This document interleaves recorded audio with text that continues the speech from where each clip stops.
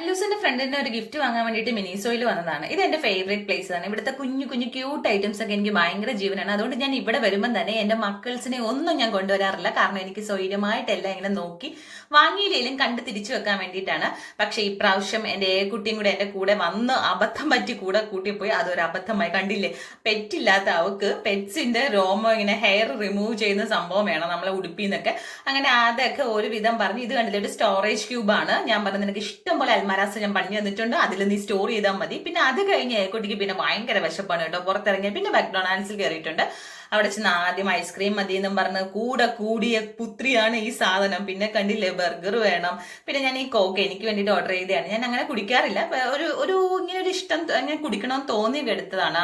കുട്ടിയുടെ പിന്നെ ഞാൻ വാങ്ങിയിട്ടുണ്ട്. കുട്ടികളിത് കുടിക്കാൻ പാടില്ല എന്നും പറഞ്ഞ്. അത് അവൾക്ക് അത്ര അങ്ങോട്ട് ഇഷ്ടപ്പെട്ടിട്ടില്ല. അവൾ എന്നെ കുറച്ചൊക്കെ സോപ്പിട്ട് വാങ്ങാനൊക്കെ നോക്കി, പക്ഷേ എന്നോട് അതൊന്നും ഏറ്റിട്ടില്ല. പിന്നെ അവളുടെ കുറച്ച് ഞാനും കയറ്റി